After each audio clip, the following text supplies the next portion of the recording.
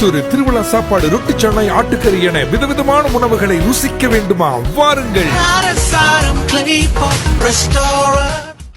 அதிகரித்து வரும் வாழ்க்கை செலவை சமாளிக்க மக்களுக்கு உதவும் வகையில் வரவிருக்கும் தீபாவளி கொண்டாட்டத்திற்கான சுங்க கட்டண வசூலை நிறுத்துமாறு பினாங்கு இந்து இயக்கம் மத்திய அரசுக்கு வேண்டுகோள் விடுத்துள்ளது.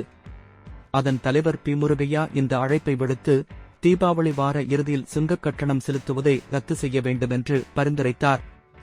இது அதிக பயணங்களை ஊக்குவிக்கும் மற்றும் உள்நாட்டு சுற்றுலாவை ஊக்குவிக்கும் என்று சமூக ஆர்வலர் கூறினார். முன்னதாக ஹரி ராயா ஐடில்பித்ரி மற்றும் சீன புத்தாண்டு கொண்டாட்டங்களின் போது சுங்கச்சாவடிகளை நிறுத்த அரசாங்கம் அனுமதித்ததாக தெரிவித்தார். எனவே தீபாவளிக்கும் இது பொருந்தும் என்றால் நன்றாக இருக்கும் என்றார். தீபத் திருநாளை முன்னிட்டு அத்தியாவசிய பொருட்களின் விலைகள் அதிகரித்துள்ளதாக கூறப்பட்டதைத் தொடர்ந்து உள்நாட்டு வர்த்தகம் மற்றும் வாழ்க்கை செலவு அமைச்சு வர்த்தகர்களுக்கு 3 அறிவித்தல்களை வழங்கியிருப்பது மகிழ்ச்சியளிக்கிறது என்று முருகையா கூறினார். கடந்த ஆண்டு நவம்பர் முதல் இந்த ஆண்டு நவம்பர் வரை அத்தியாவசிய பொருட்களுக்கான விலை வித்தியாசம் அதிகரித்துள்ளதாக இயக்கம் வெள்ளிக்கிழமை வெளியிட்ட அறிக்கையைத் தொடர்ந்து இந்த நடவடிக்கை எடுக்கப்பட்டுள்ளது. சட்டிச்சோறு, திருவிழா சாப்பாடு, ரொட்டி சட்டை, ஆட்டுக்கறி என விதவிதமான உணவுகளை ருசிக்க வேண்டுமா? வாருங்கள்.